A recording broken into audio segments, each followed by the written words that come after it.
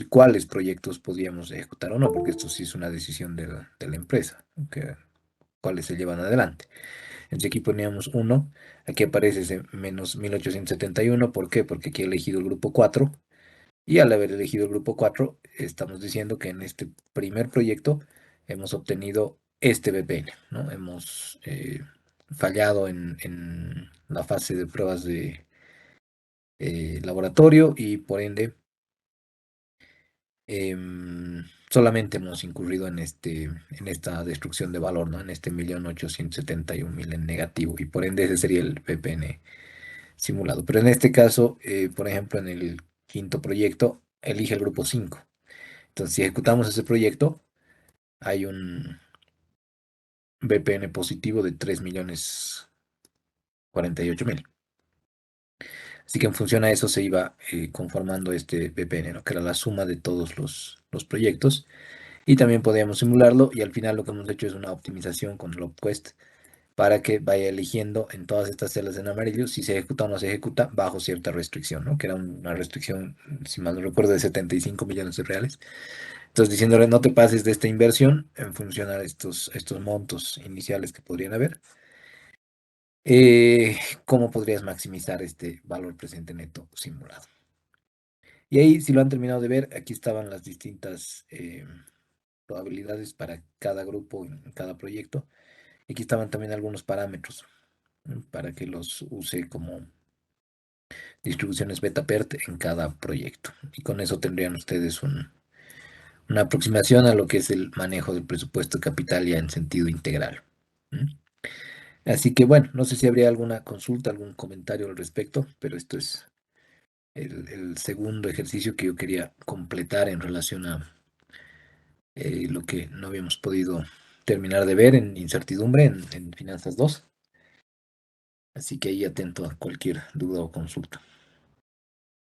Lick dijo que esto ya está en Moodle, porque yo revisé y no sigue con la primera página. Mil disculpas, entonces no lo he debido subir todavía. Apenas termine, Derek, lo comparto, pero gracias por hacerme notar eso, porque yo pensé que había subido la respuesta de este 2, ¿no? Ahí está justamente los días nomás. No, pero la idea es que lo puedan ustedes modificar, ver cómo se ha procedido. Entonces, el día lunes igual damos un espacio al inicio, ¿no? Para que puedan absolverse las preguntas. Por ahora creo que nada más sobre esto, ¿no? Voy a cerrar entonces y pasaremos a esta revisión que habíamos hecho. Bueno, como ven, es similar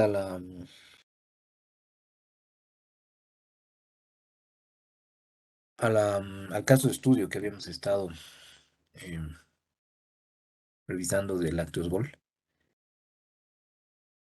Tienen aquí una distribución normal para el paquete accionario, que era una valoración. Valoración. Disculpas, recién entra esto. Era una valoración de lo que vamos a hacer nosotros después, ¿no? Como una valoración corporativa de patrimonio en este caso, pero que les daba una distribución para decir, este es el monto de tal a tal. Hay también sensibilización de variables. El tornado que habíamos visto nosotros está también ahí en el reporte, de cuáles son las variables más críticas, digamos, en este caso. No sé si se llega a ver, pero el costo de materiales y suministros, por ejemplo, en este caso, para Lactose Ball, era el que más les pegaba. Luego los ingresos por distribución, luego la venta de bienes y servicios, es decir, el que más afectaba, ¿no? La variable objetivo. Y bueno, ahora a nosotros nos toca, ¿no? Que sigue.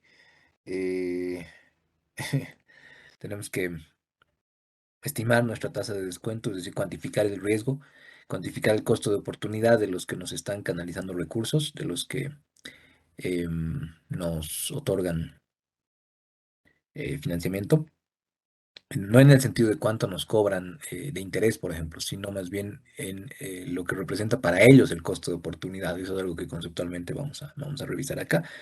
pero están ahí los modelos más usuales, ¿no? Que son el WACC, el costo de capital promedio ponderado, el KPM, con el desapalancamiento, el reapalancamiento de las betas, las primas de riesgo de mercado, la prima de riesgo país, la tasa de riesgo, la tasa libre de riesgo, todo esto constituye el cómputo del KPM, que es el que vamos a revisar. Y bueno, vamos a tener ahí la revisión también de cómo es que han llegado en esta evaluación de Lactosbol a esos montos.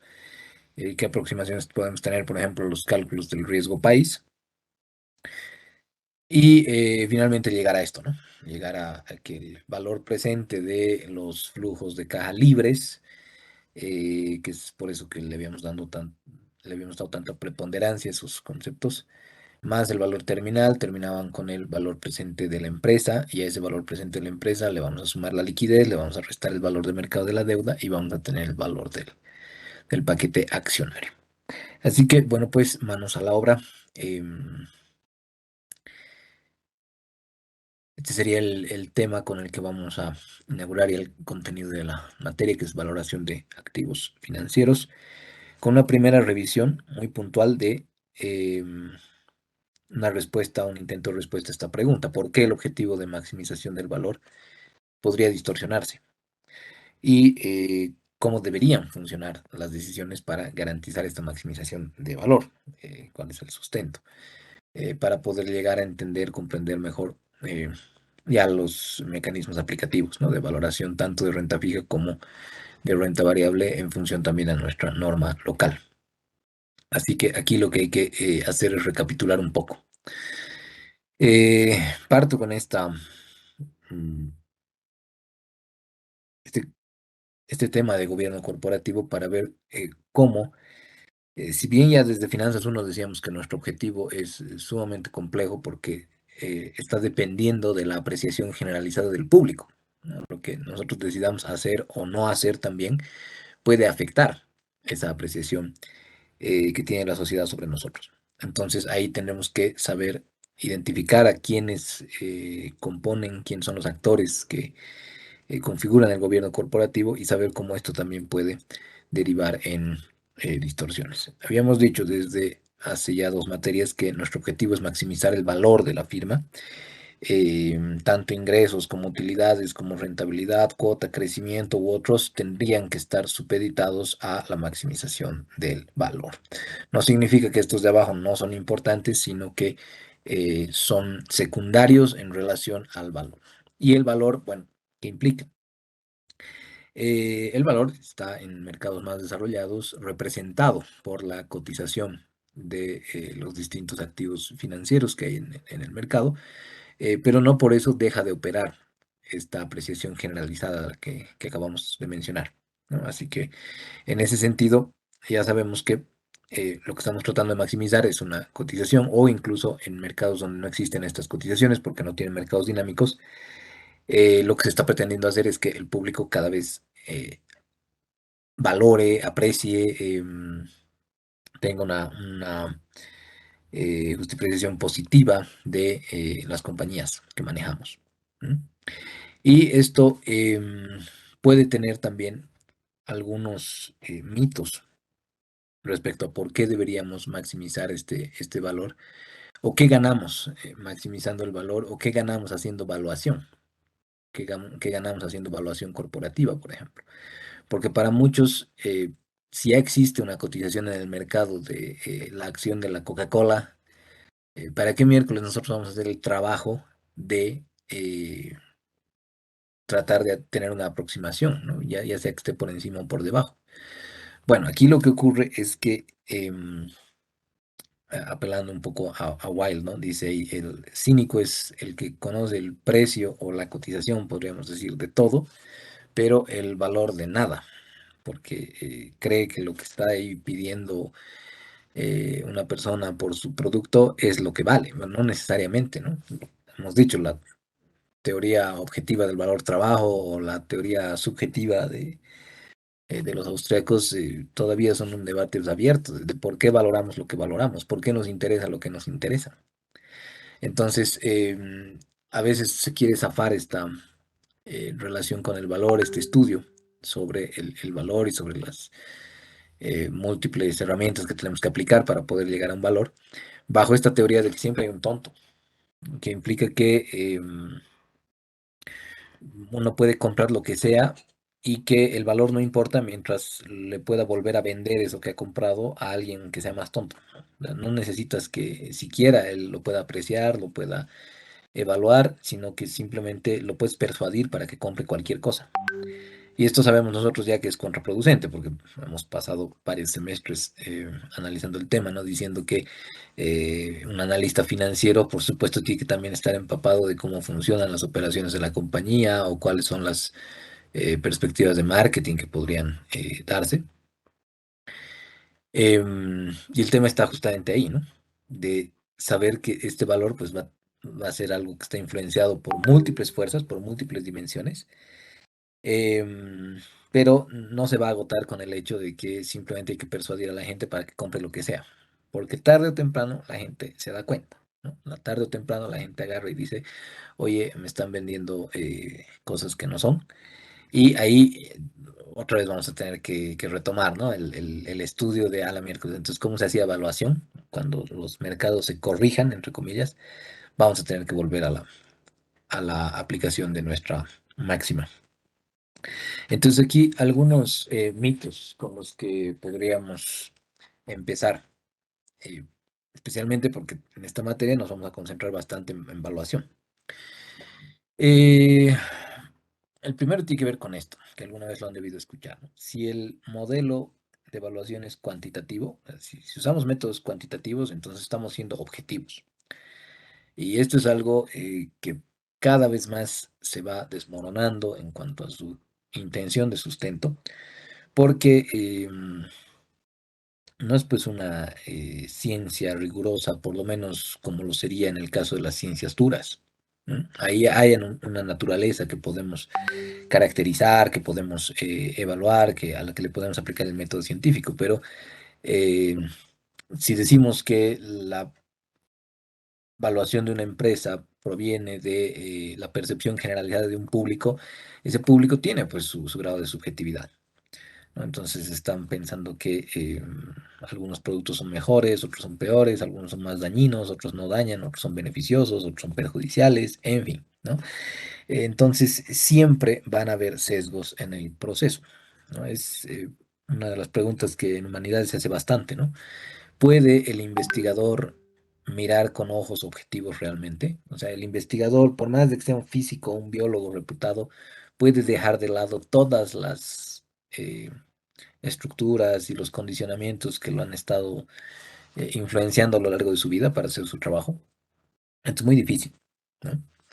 Entonces uno podría decir, ¿no? Como a veces se escucha, no, en la ciencia no hay sesgos y todo es enteramente objetivo. Ahora, es, parte de discursos, narrativas que hemos ido lamentablemente solemnizando, pero aquí por más de que queramos llegar a un número exacto, ¿no? Ya no es tan simple como en otras materias previas donde alguna vez les mencionaba, ¿no? Era muy lindo porque es una sensación muy satisfactoria cuando todo cuadra y todo cuadra al centavo, entonces 151,37 y del otro lado 151,37, entonces aquí hay una igualdad y es muy satisfactorio. Pero aquí, como estamos hablando de prospectiva, estamos hablando del valor que eh, está influenciado por múltiples supuestos que hemos ido realizando, no habría pues una objetividad solemne para trabajar. Un segundo mito sería que si nosotros realizamos correctamente el procedimiento, entonces la investigación es prácticamente para siempre, ¿no? La evaluación nos va a dar el dato exacto de cuál es el valor de la compañía eh, para siempre y por siempre. Y esto también es rotundamente falso. Em, Como decía Keynes, ¿no? Ante nueva información, seguramente tenemos que actualizar nuestros criterios. O sea, si es que ustedes, no sé, pues, creían en Papá Noel hasta cierta edad, y luego se dan cuenta de que era una terrible falacia, un poco cruel incluso. Ustedes tienen que actualizar, ¿no? Cómo es que piensan, cómo es que manejan el criterio que tienen sobre el mundo. Entonces, lo mismo pasa acá, ¿no? Yo puedo hacer una evaluación sobre una compañía y decir que hoy día la Coca-Cola vale 200.000 millones de dólares a nivel global, o a nivel local que la INTI vale, no sé, 700 millones de bolivianos, pero mañana resulta que pasa alguna cosa que le afecta un montón a cualquiera de esas dos compañías, ¿no? Entonces, seguramente mañana la evaluación no va a ser pues, la misma, ¿no? Esto lo vamos a ir viendo incluso con los métodos de valoración en títulos de renta fija, por ejemplo, donde le cambiemos un día al título. Si es que hoy le quedan 93 días al título y mañana le van a quedar 92 días, entonces van a ver cómo el valor técnico que le suelen llamar algunos o que nosotros vamos a decir el valor presente de ese título va a cambiar, ¿no? Si es que hoy, cuando le quedan 93 días hasta el siguiente cupón o cuando le quedan 93 días de vida al título, tiene cierto valor, 998,57. Mañana puede tener otro valor, 997,32. Y esto, obviamente, es algo que a muchos les parece perjudicial, que les parece em, algo que no corresponde a las finanzas, porque debería ser todo números y todo exacto. Pues no, las cosas pueden cambiar. El mito número 3 es que tenemos precisión, exactitud del valor. Vamos a hacer alguna distinción entre exactitud y valor, perdón, entre exactitud y precisión, pero esto se relaciona mucho con el primer mito, ¿no? Con el mito de la objetividad. O sea, si de por sí hay en las teorías de contrastación que yo quiero poner a prueba, ya de por sí me estoy basando en algunas teorías observacionales, ¿no? Porque esto es a lo que me refería. Si Galileo quería ver las estrellas con su telescopio, y porque él imaginaba que, no sé, los planetas dan vueltas alrededor del Sol, ya hay una teoría observacional en relación a los cristales, en relación a los lentes que está empleando en su telescopio. Entonces, por eso les decía, el investigador, por más científico, libre de sesgos que quiera hacer, ya está utilizando un montón de teorías observacionales que él no pone en duda porque ya es como si se hubiera acumulado el conocimiento hasta ese punto, ¿no? Entonces, esto le hace pensar que está siendo objetivo y que está siendo libre de sesgos y demás, pero de nuevo, ¿no? La historia nos demuestra nomás que en varias cosas estamos nomás equivocados, solamente que no hay la humildad todavía para reconocerlo y algunos quieren seguir pretendiendo que no hay errores sobre todo lo que hemos construido hasta ahora. Bueno, lo propio pasa aquí, ¿no? En la estimación del valor va a haber gente que agarre y diga em, mi valoración es mejor que la del resto. ¿Por qué? Porque yo tengo, qué sé yo, más experiencia, porque yo tengo más información, porque por último yo he estudiado en tal universidad, yo he estudiado en el extranjero, qué sé yo, ¿no? Al final, este grado de precisión va a variar ampliamente en función a muchísimos factores. Y por supuesto, tenemos que ir reconociendo nuestras propias debilidades al incluir supuestos, pero en el fondo están basadas pues en todo esto, ¿no? En la proyección que hemos visto del Actors Bowl el anterior semestre, hay un párrafo que les mostraba que decía, ¿no? Por si acaso los supuestos los hemos basado en la información que nos ha proporcionado Apple. No sé si les pasa a todos, estoy entrecortado, mi conexión está inestable. En mi caso, Lick, le escucho bien. A ver, seguiré hablando por si de repente, si lo encuentran igual, háganme saber para que me cambie de conexión. Ah, ya, ok, estamos bien, creo. Tal vez hay una revisión por a la conexión. Pero bueno, en síntesis es eso, ¿no? Quisiéramos pues que sea algo tan satisfactorio como cuando la pieza encaja perfectamente en el cubo, ¿no? Pero en la medida en la que ustedes van haciendo cosas más valiosas, más complejas, sofisticadas, bueno, van a ver que es pues algo que amerita mucha más propensión, le voy a llamar, a eh, múltiples criterios y también debate, ¿no? Porque quisiéramos que fuera, ahí alguna vez creo que les comentaba una posición muy propia, pero yo digo que estudiar administración es más difícil que estudiar física porque, al menos en el sentido aplicativo, hay pues múltiples fuerzas que uno ni siquiera llega a leer en los libros, ¿no? O sea, que uno ni siquiera llega a ver que son dimensiones que están afectando a nuestro objeto de estudio, pero que no se notan, pues. Entonces ahí el físico por lo menos tiene que, eh, su objeto de estudio está ahí estático de repente o está, claro, puede estar usando plasma si quieren, pero por último no está teniendo una subjetividad ese plasma, no está siendo influenciado por lo social, por lo político ese plasma, entonces al final va a ir descubriendo nomás sus cosas. En cambio, en nuestro caso, hay muchos elementos adicionales. Un cuarto mito, y esto creo que ya lo han ido reconociendo en no solamente en nuestras materias, sino en su formación. Hay gente que piensa así, mientras más matemática le pongo, automáticamente es mejor. Y esto es precisamente algo que vamos a estudiar con el modelo del KPM. Hay muchos autores que han decidido desafiar la potencia predictiva del KPM, que sabemos que no es perfecta. Incluso en estos tiempos de incertidumbre es cada vez menos potencialmente predictiva ni explicativa, pero los otros modelos alternativos tampoco ofrecen mejoras significativas. Es decir, van a incluir seguramente otros aspectos que no estaban contemplados, pero sin mejorar drásticamente la capacidad predictiva que tiene el modelo. Entonces, a veces parece que, gracias, Dafne, parece que mientras más matemática le pongo o mientras más complejidad, ¿no? de los métodos cuantitativos, mejor. No, más bien nosotros vamos a apelar a un principio de austeridad o de parsimonia.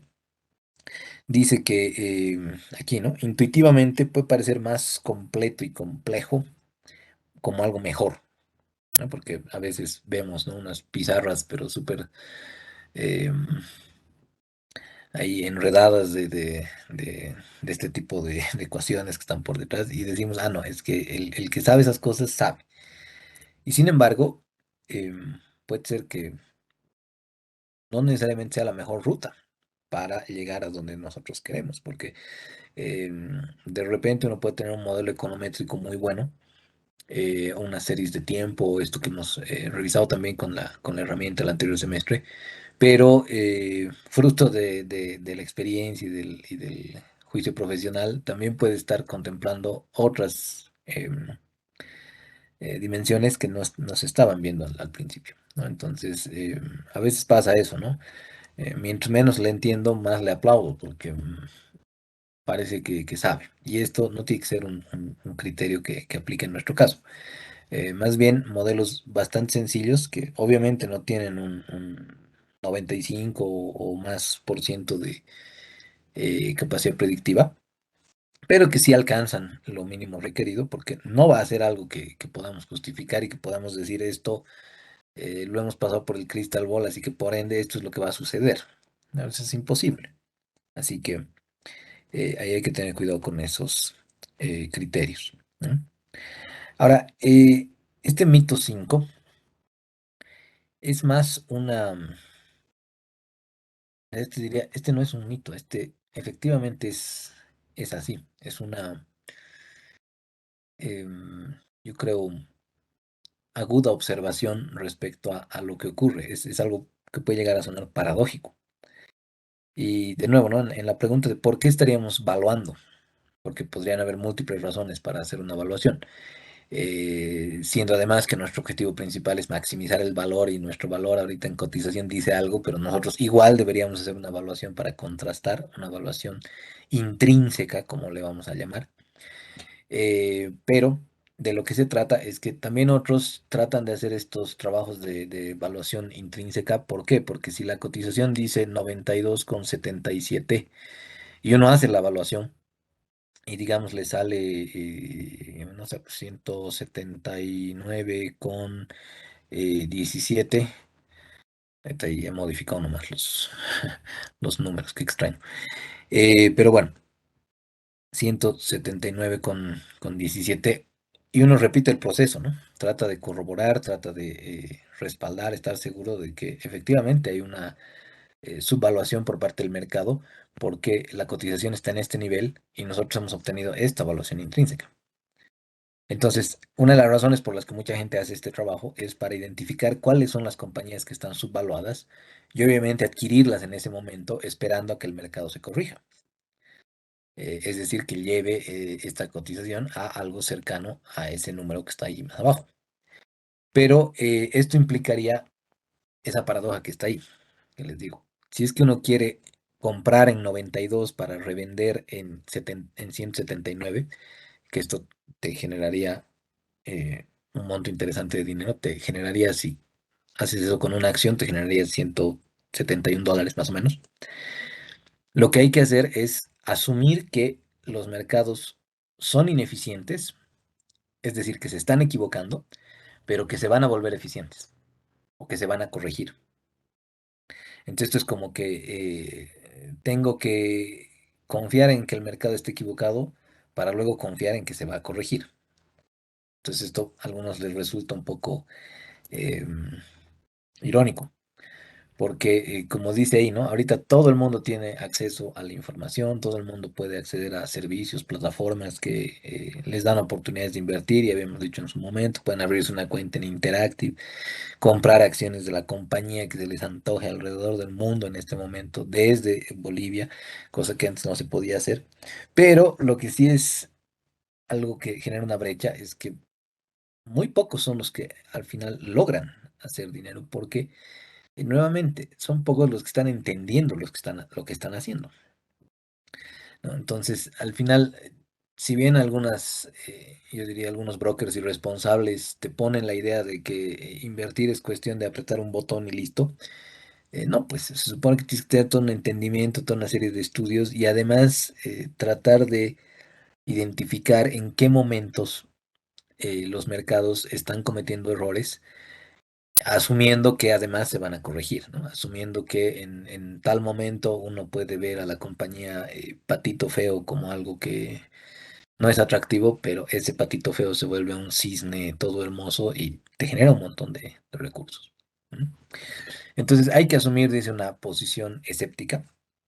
Esto está tomado de la Monarán, pero hay que asumir una postura escéptica, pero que tampoco nos convierta en ingenuos. Porque lo que a veces pasa es que, de nuevo volviendo a mi ejemplo, ¿no? La cotización está en 92,17 o algo así puesto, y nosotros hacemos la evaluación y nos sale 5.508, ¿no? Con 72 centavos. Y ya solamente de ver esta brecha decimos, pucha, esta compañía está subvaluada, entonces hay que comprarla y hay que ganar un montón de dinero.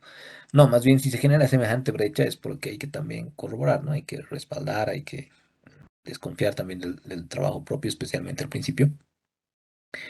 Pero si una vez que hacemos esta verificación, esta constatación de que todo está correcto y tenemos este entendimiento de que está muy, muy subvaluada tal compañía, entonces podemos confiar en que esto ocurre, ¿no? Podemos confiar en que el mercado está siendo ineficiente en ese momento porque no le está transmitiendo la información a los participantes o no les está sabiendo informar como para que ellos se den cuenta de que están dejando pasar una oportunidad interesante y no se está corrigiéndolo muy rápidamente. Entonces ahí sí puede ser una alternativa de inversión interesante. Y finalmente, es un mito que yo diría no solo aplica a este campo, pero dice, lo que importa es el resultado y no el proceso. Ese sí es un mito como tal. El anterior lo dejamos como paradoja, pero hay mucha gente que dice, aquí lo que importa es el número al que llegamos con todo ese proceso de evaluación, ¿no? Un poco como si en nuestro Excel, ya lo he cerrado, diríamos el valor presente neto de este presupuesto de capital son 50 millones de reales, ¿no? Y no hay nada más. Entonces, ahí nos perdemos muchas veces de todas las lecciones que han surgido a través de la ejecución del proceso, en este caso de evaluación, ¿no? Porque uno se va dando cuenta, ¿no? Cuando ejerce los em, compromisos, cuando va resolviendo distintos problemas ya en la aplicación práctica de todos estos temas en su vida, no solamente profesional, ¿no? Sino en su vida cotidiana. Enfocarse mucho solo en el resultado hace que no veamos las lecciones. Hay gente que está tan obsesionada con llegar a X resultado que no se va dando cuenta de que la razón por la que no llega es porque no está viendo las lecciones, ¿no? O sea, sigue aferrada a su visión del mundo que probablemente proviene de un momento de la vida en el que había mucho prejuicio o en el que había muchos aspectos que no nos permitían ver un panorama más general. Esto probablemente también tenga que ver, no sé si les ha pasado, pero con que a veces uno llega a un objetivo en la vida y obviamente está satisfecho en ese momento, pero luego muy rápidamente se aburre, entre comillas, ¿no? Y busca otra cosa. ¿Por qué? Porque, claro, ahí estamos muy enfocados en que esto es una ruta, ¿no? Sabemos subidas, bajadas, pero que siempre va así en línea hacia algún lugar ahí arriba. Y peor todavía si creemos que esto es una línea plana, ¿no? O sea, hay un montón de subidas, bajadas, caídas. Y seguramente en el transcurso nos vamos dando cuenta de que al final lo que vamos a buscar de aquí a 20 años es diferente a lo que estamos buscando hoy día. Y esto obviamente se eh, vincula mucho al tema de evaluación porque ahí es donde les digo, ¿no? Muchos de los que se consideran gurúes de la evaluación a nivel global, qué sé yo, Graham, Buffett, Dalio, em, Damodaran, todos estos que han generado, digamos, escuelas y además distintas formas de pensar y de, es un término que creo que no aplica tanto, pero ellos le llaman, ¿no? Filosofías de inversión. Hay posturas de inversión activa, otras posturas de inversión más pasiva, otras orientaciones al valor, otras orientaciones al crecimiento.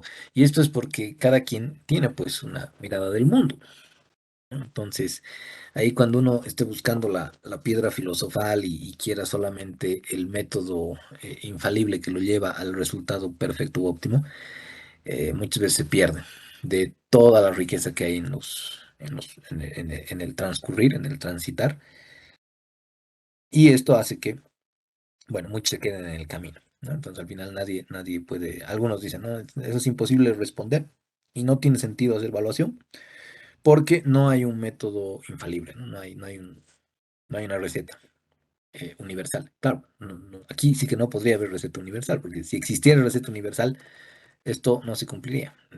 Ya nadie tendría por qué hacer análisis porque todos ya sabrían cuándo hay oportunidades en el mercado y por ende no habrían más oportunidades. Todo se cerraría.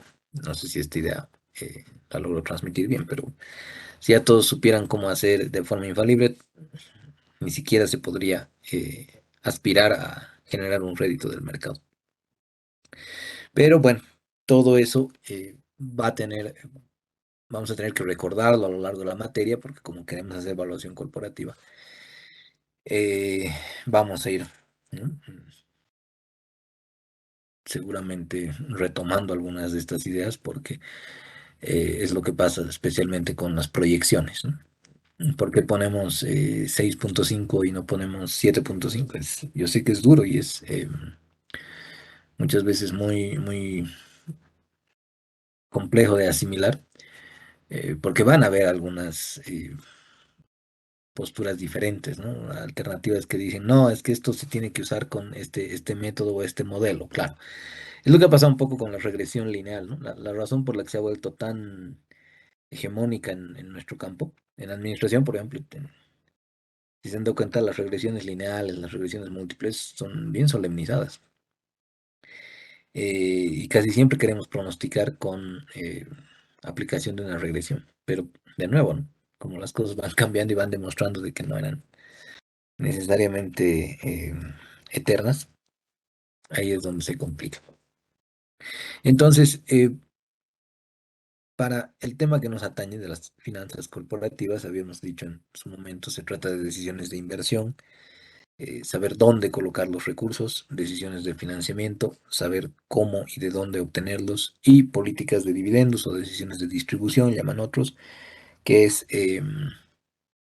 cómo recompensar a los que nos han confiado sus recursos.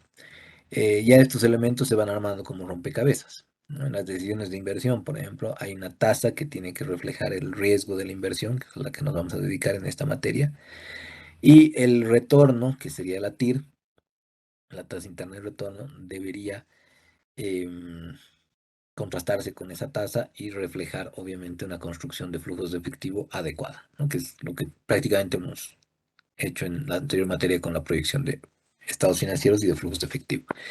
Decisiones de financiamiento que también vamos a aterrizar acá.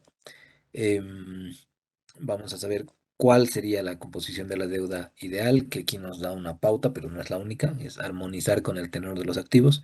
Eso es bastante clásico, decir que el activo corriente tiene que estar financiado por pasivos corrientes o por deuda de corto plazo y que el activo no corriente esté financiado por deuda de largo plazo. Pero habíamos visto, ¿no?, que hay algunas políticas agresivas, conservadoras que pueden desviarse un poco. Y la segunda cosa que hay que revisar ahí es cuál es la mezcla óptima, es decir, hasta qué punto y con qué costos de oportunidad decido endeudarme como compañía. Y finalmente, en la política de dividendos, em, tenemos ahí la discusión sobre cuál es la mejor manera de recompensar. Uno diría, bueno, si nos va bien hay que pagarles altos dividendos a los dueños. Sí, efectivamente es lo que convencionalmente se cree, pero también pueden haber otros tipos de recompensas. Por ejemplo, que la empresa decida no pagar dividendos porque está creando tanto valor que saben que em, la cotización de la acción en el mercado va a pasar muy rápidamente de 500 a 700, qué sé yo. Entonces esa es la manera en la que se va a recompensar. O al revés también. Aquí hay algo muy interesante que no sé si le llama la atención, pero dice, si no se encuentran inversiones aceptables, hay que devolver el dinero. Y esto era algo que les decía ahí, mil disculpas, no recuerdo el nombre, pero una compañera nos dijo que eh, una empresa podría tener un crecimiento extraordinario y no saber qué hacer con estos recursos. Entonces, ahí lo que tiene que decidir es si va a devolver esos recursos a los dueños o de repente puede liquidar su deuda por completo o si va a financiar nuevos proyectos. Y muchas veces pasa lo que nos comentaba la compañera, ¿no? Les decía, muchas veces porque te va muy bien y has generado muchas ventas o mucho flujo de efectivo en cierto periodo, eh, quieres ya invertir a lo loco en cualquier cosa que se te ponga enfrente. Pero ahí es donde cometes errores, porque cualquier cosa que se te ponga enfrente puede más bien destruir valor. Y esto es algo que a veces no se reconoce, ¿no? O sea, también es sano desinvertir, solamente que hay que saber cuándo o en qué circunstancias es mejor que una decisión descabellada de colocar los recursos donde sabemos que el valor es demasiado incierto, ¿no? Y obviamente es por eso que nos dice la mejor manera de recompensar a los dueños o a los acreedores o a los grupos de interés depende de un análisis de múltiples factores. Las preferencias son una de ellas, pero eh, hay varios elementos acá, ¿no? Entonces, ese era el mapa con el que habíamos partido y que ahorita lo estamos retomando y que para responder a esas preguntas que estábamos planteando de inicio, revisaremos un poquito de cómo debería funcionar esto, la visión utópica entre los gerentes y los distintos grupos de interés para la maximización de valor, ¿no? Entonces, en teoría, el modelo nos dice que los accionistas, representados seguramente por el directorio, van a contratar y despedir a los mejores gerentes, a los mejores agentes. Si recuerdan, en Finanzas uno había un problema de agencia que le llamábamos, porque a veces estos decidían no maximizar el valor de la firma en el mercado y más bien maximizar sus bolsillos, entonces se incumplía la generación de valor y todo se iba al diablo porque Obviamente estos desconfiaban, cerraban la empresa y se iban a otro lado y ya no se generaban empleos, ya no se pagaban impuestos, todo, la economía se contraía, todo un desastre, ¿no? Pero en esta visión utópica, es decir, lo que quisiéramos que ocurra, los accionistas, representados por su directorio, deberían contratar y despedir a los mejores gerentes. Y en contrapartida o en compensación, los gerentes deberían actuar en función del beneficio de la maximización del valor o de la maximización de la riqueza, ¿no? Porque estos están siendo contratados, están siendo bien remunerados para lograr esto de aquí, y así es como funcionaría en el mejor de los casos.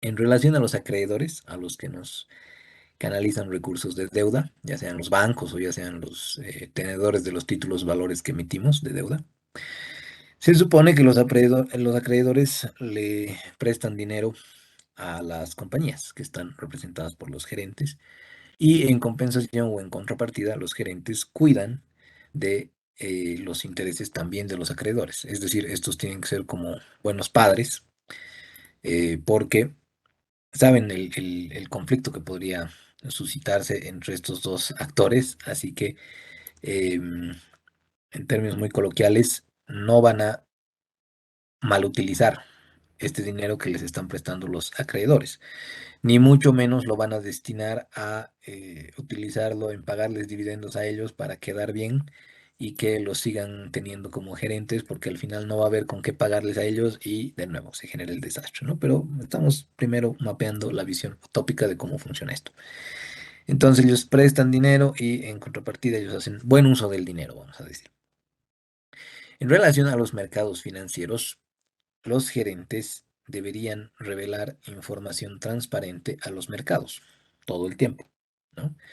Y en contrapartida o en compensación, los mercados financieros y sus participantes deberían valorar las noticias eficientemente. Es decir, no deberían caer en pánico especulativo, no deberían caer en chismes. Si alguien manda un audio de WhatsApp diciendo que cierto banco va a quebrar, no deberían difundirlo para generar todavía más especulación y que posiblemente lo lleven a la quiebra al pobre banco. Es decir, tendrían que ser pues participantes de los mercados financieros que no estén ávidos de especulación porque sabemos que es un tema delicado, ¿no? Entonces hay que valorar las noticias eficientemente. Y los gerentes, bueno, pues revelan información que tendría que ser oportuna y, como hemos dicho varias veces, verificable, tendría que reflejar la realidad económica y no tener distorsiones. Y finalmente, con la sociedad, en primer lugar, las empresas no deberían generar costos sociales. Y con costos sociales nos estamos refiriendo a externalidades negativas. Este concepto de externalidad ustedes lo han visto en economía, pero trata principalmente de que no hayan pues daños colaterales, ¿no?, a la sociedad por parte de las empresas. Y si hubiere daños colaterales, esas externalidades podrían identificarse y tendríamos que, como sociedad, saber multar a las empresas, ¿no? Entonces esto funcionaría muy bien si es que ellos en primer lugar no generaran efectos secundarios, efectos adversos sobre la sociedad. Y si es que lo hicieran, ellos tuvieran un gobierno, un sistema lo suficientemente efectivo como para que se pueda cuantificar cuáles son esas afectaciones y que ellos tengan que pagar o por lo menos considerar en una siguiente oportunidad que si incurren en algo similar van a pagar caro, ¿no? Entonces, de nuevo, esta es la visión utópica. Si funcionara así, sería una maravilla porque así se garantizaría que estos todo el tiempo están maximizando el valor de las empresas. Y al maximizarlas, bueno, pues las empresas están creciendo, están creando empleos, están generando efectos multiplicadores, ¿no? Em, pero bueno, lastimosamente no sé si ustedes quisieran comentar algo, si quieren preguntar algo, pero ahorita vamos a desmoronar un poquito esta visión utópica. Es difícil, ¿no? Que funcione de esta forma porque eh, hay que ser francos con esta naturalización de estas ideas, ¿no? De que todos están en una lucha en la vida por la supremacía y que los machos alfa, los machos sigma y los machos beta y no sé qué cuentos de que hay que pisar siempre al otro y de que el pez grande se come al chico, estado de naturaleza, la ley de la selva y no sé qué cuentos. No, pues con todo eso a estos les vale a veces, ¿no? Les vale maximizar el valor de la compañía y por ende la riqueza de los accionistas. Les vale si es que los acreedores se aprovechan de los accionistas, les vale si mienten a los mercados financieros diciéndoles que les va mejor de lo que en realidad les va para que no solamente obtengan más recursos o mayores ventas, sobre todo con ellos, ¿no? En la vida real, a las empresas, a los gerentes, eh, perdón que sea tan duro, pero en muchos casos les vale la sociedad, ¿no? No los podemos de nuevo, ¿no? Meter en la misma bolsa a todos los empresarios, pero aquí, en este sentido de educación crítica que alguna vez hemos defendido, no vamos a decir que todos los empresarios son angelitos ni que todos son perversos malévolos, ¿no? Hay, digamos, este extremo, y ahí seguramente encontramos una amplísima gama, una gran diversidad de distintos tipos de empresarios. Entonces, ¿cuál es el problema? Que en el último tiempo, como eh, ha estado surgiendo esta proliferación de ideas en las que, como les decía, ¿no? Prácticamente tienes que pisarlo al otro para salir tú adelante, no se están velando por estos temas. Y lo peor es que la sociedad está admirando, voy a decir, a empresarios que no necesariamente crean valor o que no necesariamente están haciendo un esfuerzo por ofrecerle algo productivo, digamos, a su entorno, ¿no?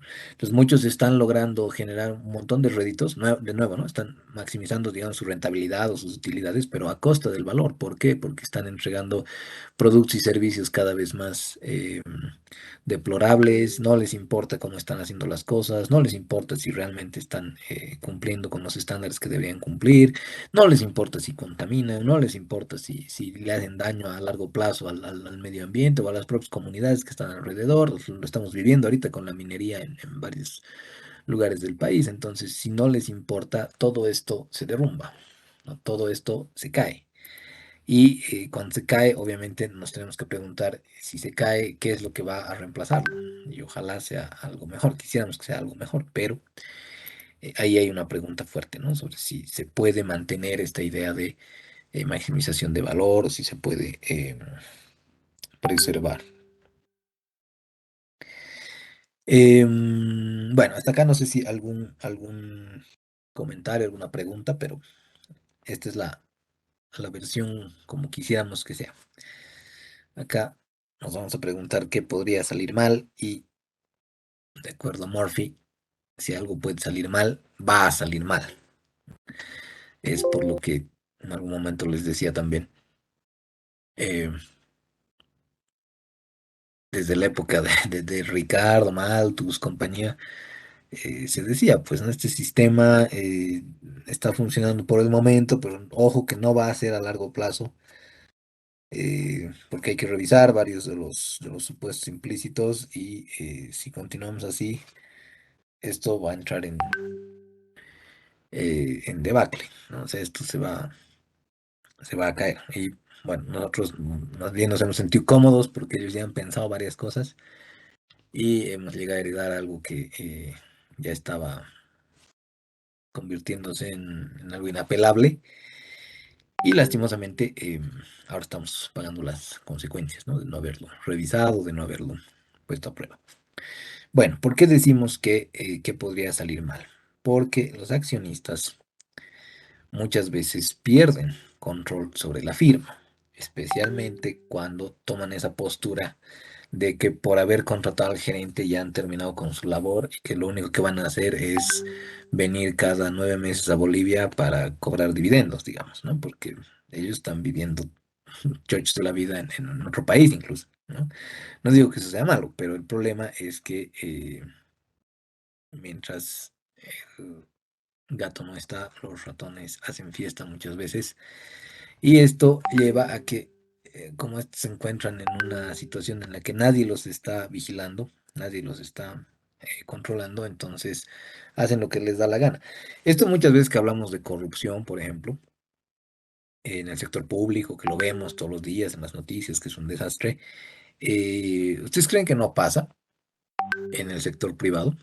Porque eso es algo que me he estado percatando también, que es como que una mm, posición muy parcializada, ¿no? Contra lo público versus lo privado. En lo privado, igualito, si tú no le pones un alto al gerente, le va a estar igual contratando a la empresa del sobrino, del amigo, porque le va a dar una jugosa tajada de lo que cuesta la implementación de ese software o qué sé yo, de algún proyecto, y no porque sea lo que más le beneficia a la empresa. Entonces, a eso le llamamos, ¿no? Sobreponer los intereses, entrar en este problema de agencia, y es lo que destruye la confianza, pues, porque al final, como les he contado alguna vez, no sé si recuerdan, un problema de agencia tan chiquito en el que un vendedor me quería vender un cable en una tienda de la Colombia de su inventario en vez del inventario de la tienda. O creo que alguna vez les he mencionado, ¿no? Como algunos meseros llevan sus propias botellas de bebida a los locales, las discotecas, los boliches donde trabajan, para vender su inventario y no vender el de la empresa. Claro, uno diría vivo y capo, de repente alguien llegaría a esa conclusión, pero lo que pasa es que obviamente tarde o temprano la empresa va a caer como la principal víctima, y si se caen las empresas y todos entramos en desconfianza, bueno, pues se provocan un montón de problemas, ¿no? En un sector privado que no puede avanzar. Aquí hay uno de los ejemplos, ¿no? El que es el gerente mayorcito, solamente por velar por su jugosa jubilación, que va a venir dentro de seguramente unos pocos años, decide no seguir invirtiendo, decide no seguir ampliando la cartera de proyectos del presupuesto de capital para no arriesgar, ¿no? El hecho de que él se jubile con todas las prestaciones más altas. Entonces, esto es algo que se da a menudo. Yo no voy a maximizar el valor de la firma porque estoy velando más por lo que me conviene a mí. Pero esto a la larga nos perjudica a todos, aunque no parezca, ¿no? Ya sea a través de la vía empresarial o prescindiendo de ella.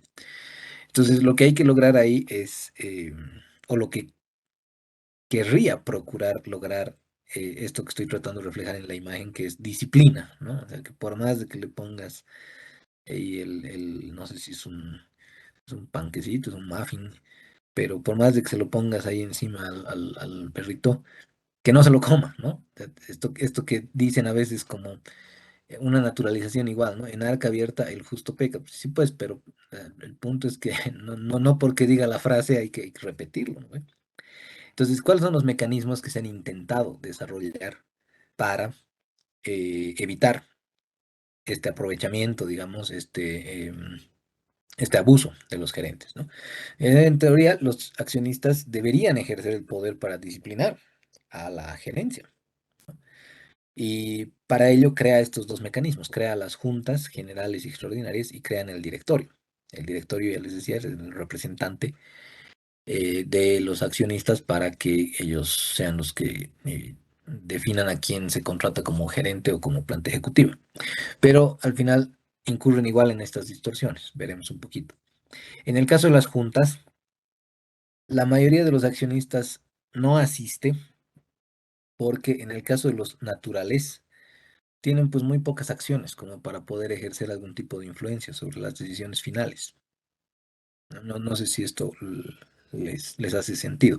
La mayoría de los accionistas naturales, es decir, personas naturales en las más grandes corporaciones, tienen pues paquetes accionarios que en proporción respecto del total del número de acciones en circulación son nimias, ¿no? Entonces, uno podría ir a la Junta General de Accionistas y reclamar, ¿no? ¿Por qué se está contratando a tal persona? No es la más idónea, no sé, pues es el primo hermano de uno de los directores, no sé, una cosa por el estilo. O sea, no por ser su primo hermano automáticamente no es una persona idónea, pero si nos referimos a que por ser su primo hermano lo están contratando solamente por ese dato, ahí hay problemas, ¿no? Entonces, pero ¿dónde está el meollo? Como él tiene cuántos votos si digamos hay 1 millón de acciones, y él tiene 33, no, pues no puede hacer mucho, ¿no? Entonces, directamente se resigna el accionista natural.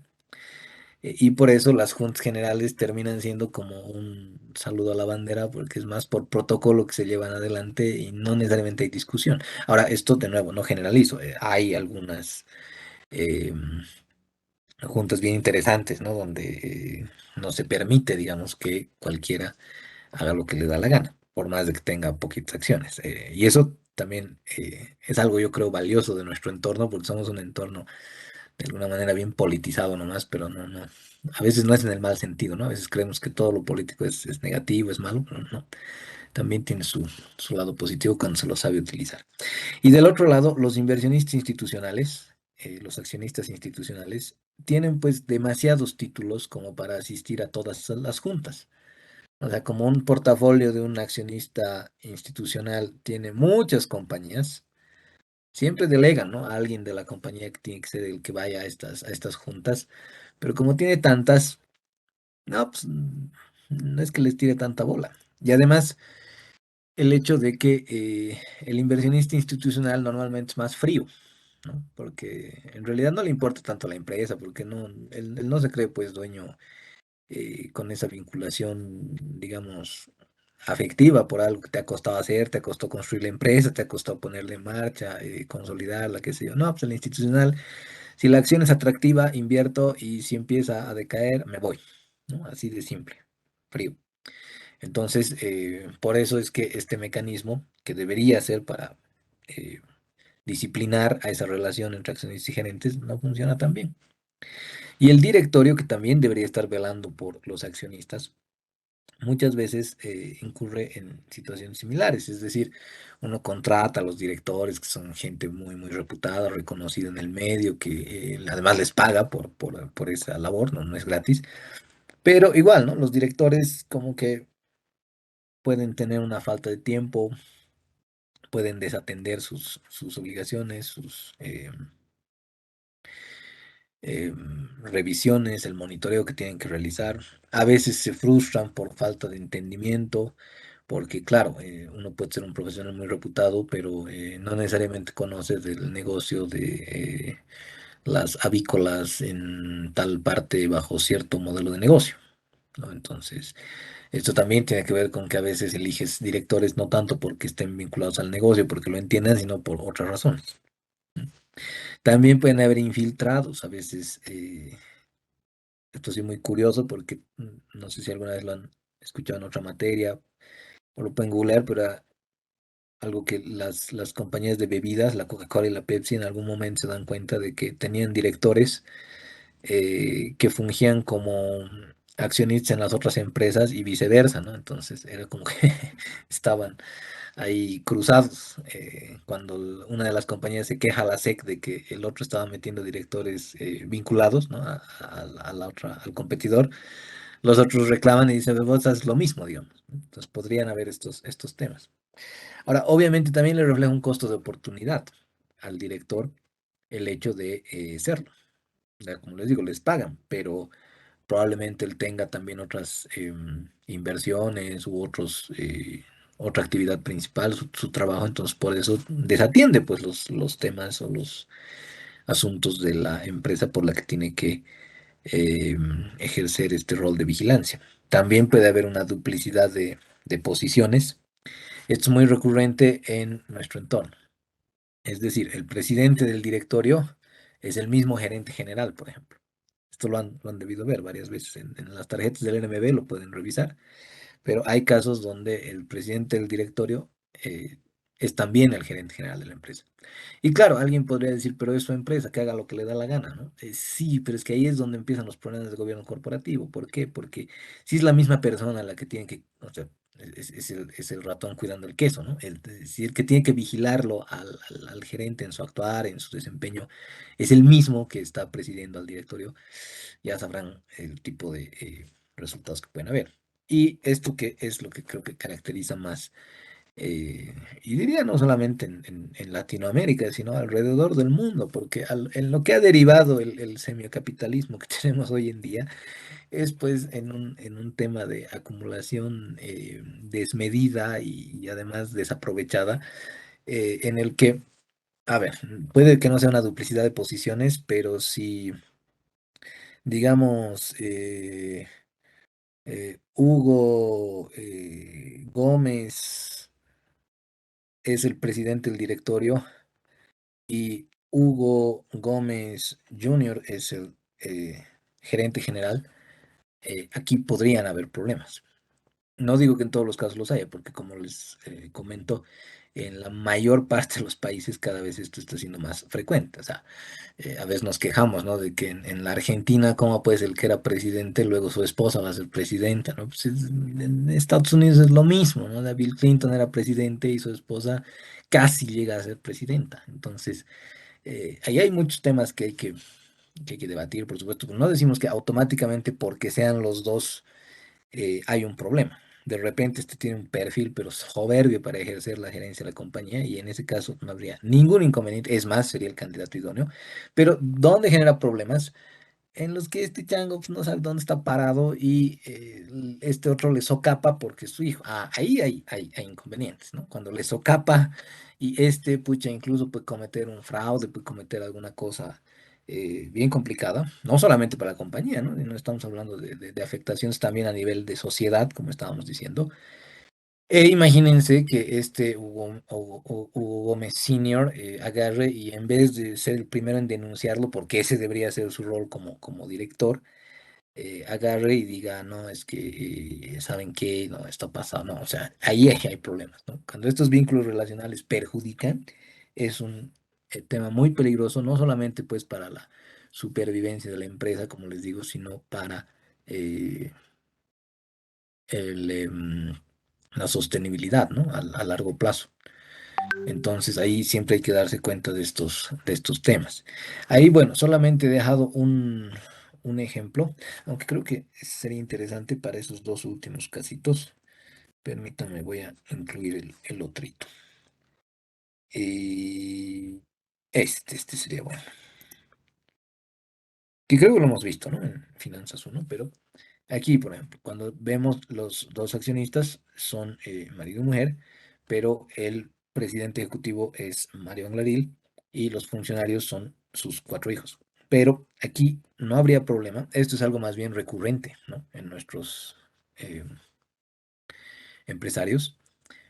Porque claro, por último, uno puede tranquilamente decir, oye, si yo haría una empresa, también sería para dejársela a mis hijos. Tampoco lo estoy haciendo por caridad, ¿no ve?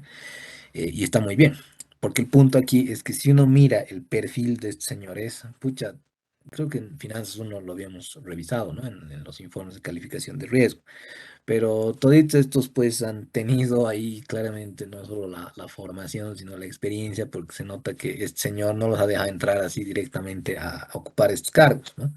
Sino que los ha hecho pasar por toda la escalera, es decir, por todo el escalafón que amerita. Ahora, obviamente, igual genera algún grado de susceptibilidad porque, ¿qué ocurre al final? Todas las decisiones se toman pues dentro de la familia, ¿no? Y esto no necesariamente es bueno o malo, pero sí cuando hay estas revisiones, por ejemplo, si uno en algunas empresas revisa el perfil profesional de los gerentes, de los funcionarios, pucha, encuentra pues una hoja en blanco, ¿no? Y ahí es donde hay problemas. Entonces, esto un poco para revisar los vínculos relacionales y esto para revisar en el caso de la CBN a los accionistas naturales, que vendrían a ser estos tres, no sé si se llegan a leer, pero por ejemplo, Wolfgang Kielmann, Rosemary Rengel y María Gloria Bernaza tienen pues 12.000, 11.000, 10.000 acciones mientras que la Lascan tiene 1.600.000 acciones. Entonces, si uno quiere ir a denunciar algo, digamos, porque encuentra una irregularidad en los informes, en las memorias, en los estados financieros, con 12.000 acciones, digamos que los tres se unen, ¿no? O la unen a Cosmil más, ya. La unen a Cosmil más y tienen más o menos unas, perdón, ahí no estaba bien. Eran 20 más, digamos unas 50.000 acciones, un poquito más, ¿no? Pero con 50.000 acciones contra 1.600.000 acciones, no, no puedes hacer mucho. ¿Por qué? Porque la Alaskan, Luz, ahí creo que un error de eso.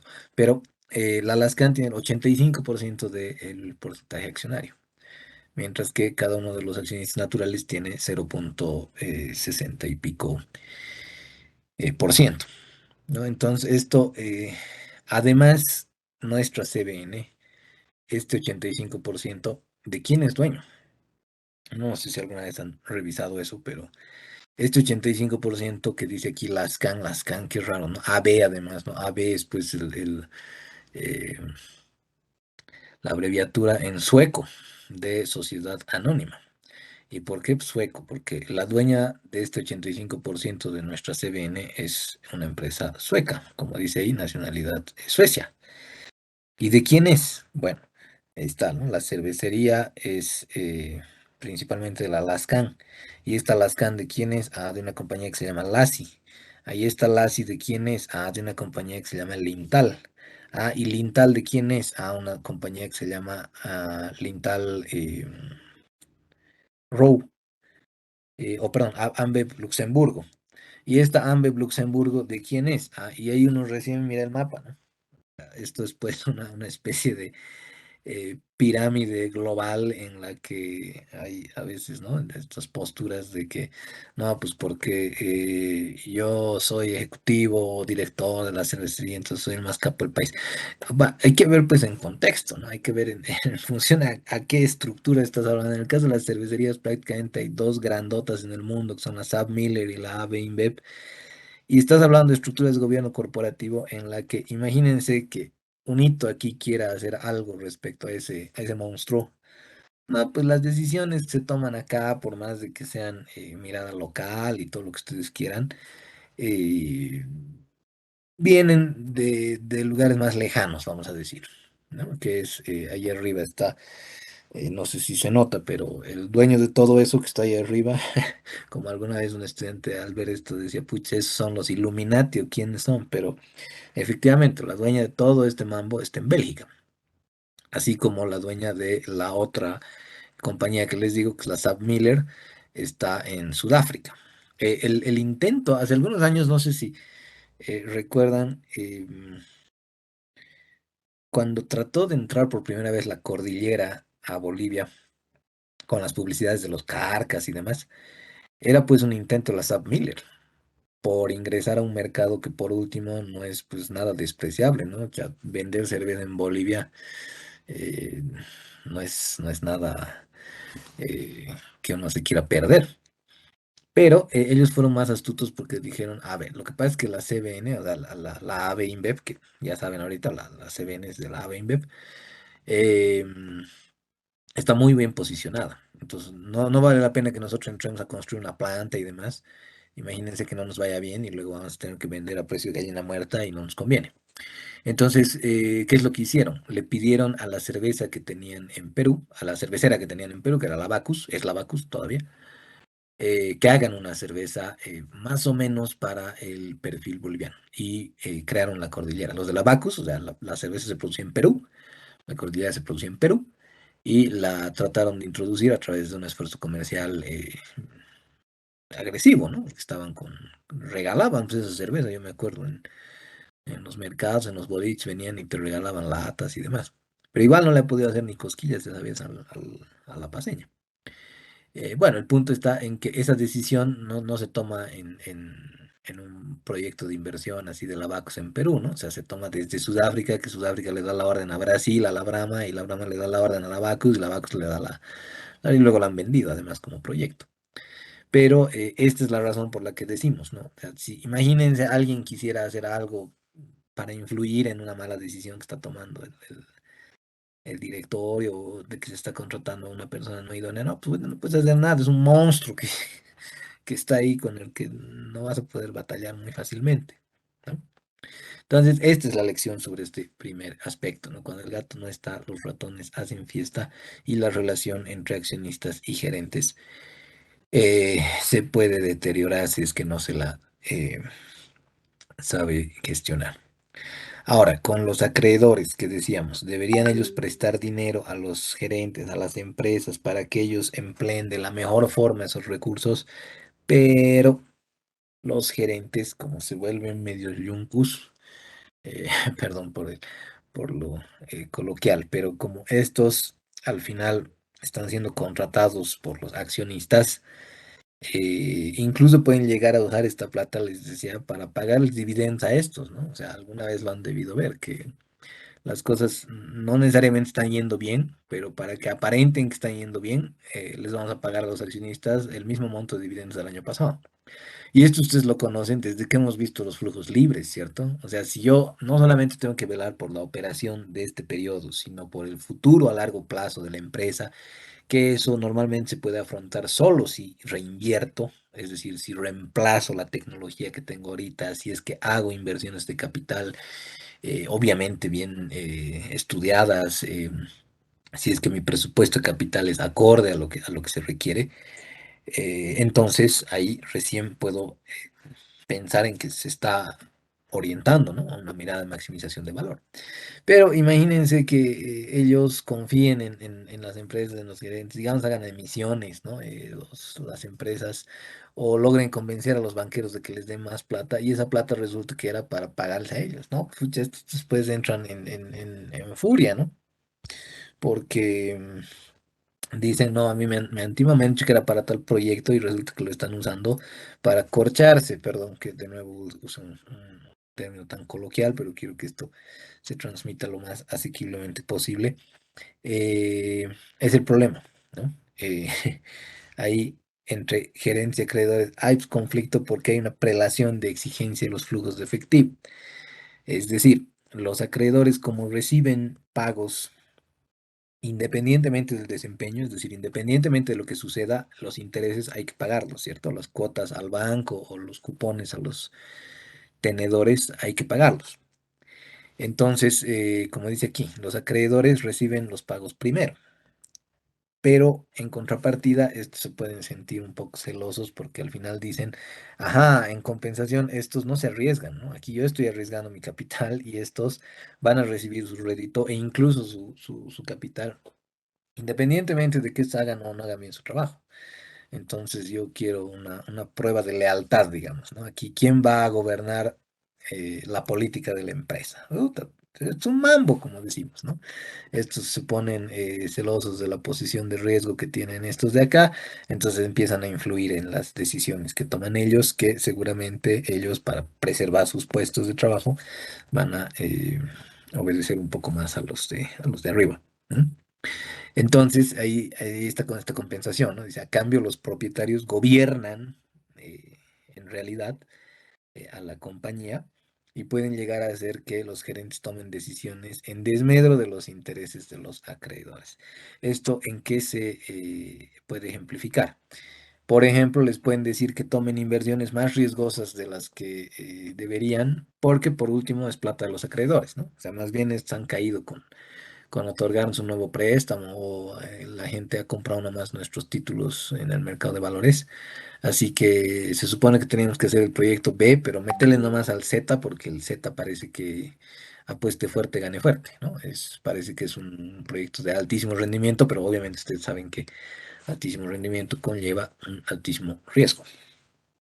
También los pueden llevar a un sobreendeudamiento, pues, ¿no? Como no les interesan tanto los intereses de los acreedores, les dicen nomás, no, vos endeudate nomás porque aquí lo que importa es que se crezca porque yo soy el dueño y punto, se hace lo que yo digo, ¿no? O lo que les decía, incluso se podría usar el dinero para pagar dividendos excesivos, ¿no? Entonces, esta es otra forma de distorsión por la que los acreedores se sienten, obviamente, igual, ¿no? Digamos, sienten que no se está eh, correspondiendo a la confianza que se ha generado como para que ellos les canalicen los recursos y quedan igual en offside. Terminaremos entonces con lo que pasa con los mercados financieros. Otro quilombo. ¿Por qué? Porque como decíamos, ¿no? En la visión utópica, estos gerentes presentan información transparente y estos se portan bien invirtiendo y haciendo análisis y evaluaciones prudentes. Pero en cambio, en la realidad, los gerentes pucha, pueden enviar información tardía o incluso engañosa, pueden tener cuarta contabilidad, pueden tener un montón de hay problemas que están tratando de tapar debajo de la alfombra para que estos no se enteren. ¿Y por qué no quieren que se enteren? Porque obviamente si no reaccionarían y harían que todo el mundo se deshaga de sus títulos. Pero del otro lado, ellos tampoco son angelitos, ¿no?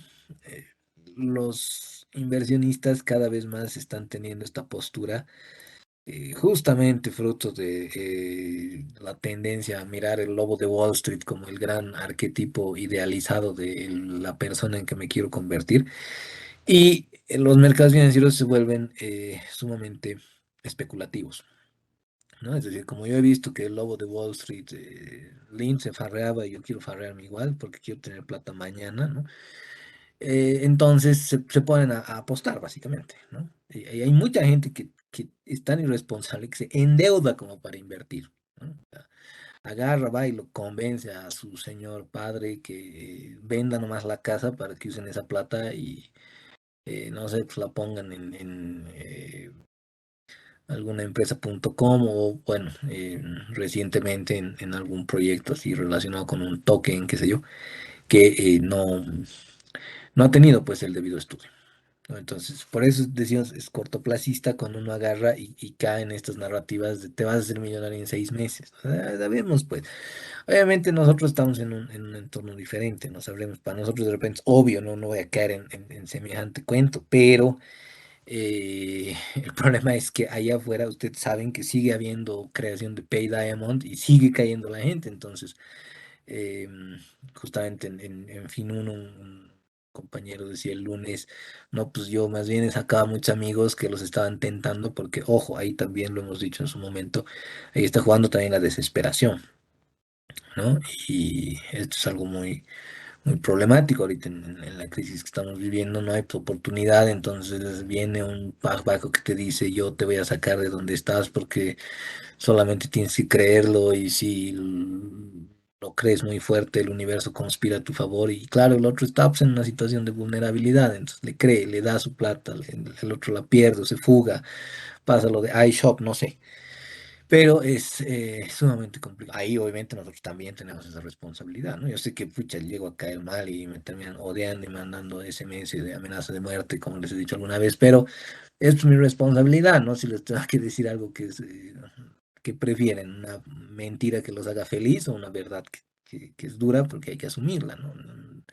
Yo sé que es tentador ahí meterse en los grupos de multinivel y que pensar que todos vamos a salir así mágicamente de situaciones adversas, pero no va a ser así, ¿no? Por más que me gane hay un repudio, lo siento mucho, pero ese es el problema. ¿Mm? Bueno, esto lo voy a dejar para el día lunes, nos quedaremos aquí a la mitad y vamos a completar lo de este mapeo de por qué es tan difícil esta maximización de valores. Así ya con la evaluación hemos dicho que hay muchos bemoles. Aquí nomás ya nos estamos dando cuenta de que parece que no funciona como quisiéramos. ¿Alguna duda hasta acá? ¿Algún comentario? ¿Alguna ejemplificación? Lick, buenas tardes. Tenía Buenas, una Eric. mini consulta. Eso de A ver. prelaciones, ¿qué son las prelaciones? Ah, sí, no, con prelación me refiero a que los acreedores tienen prioridad respecto de los flujos de efectivo que genera la compañía, porque a ellos se les paga primero, ¿no? Antes que a los dividendos, digamos, a los dueños.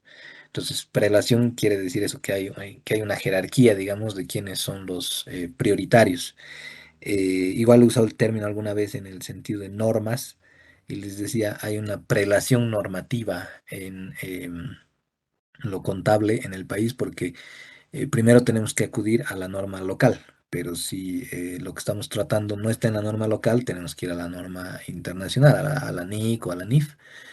Y si no hay en la NIC o en la NIF, tenemos que ir a la FASO, por ejemplo, ¿no? Esa es la prelación porque primero deberíamos acudir a la norma local. Eso quiere decir prelación, que hay una jerarquía de prioridades y que se le está dando en este caso prioridad al acreedor, Derek. Está bien, Lick. Gracias. No, más bien a ustedes. Eh, no sé si habría algo más y si no, el lunes completamos este punteíto.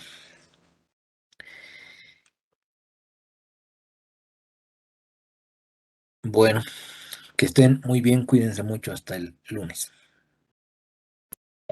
Hasta el lunes, licenciado, gracias. Hasta luego, Lisa. A ustedes, que les vaya muy bien.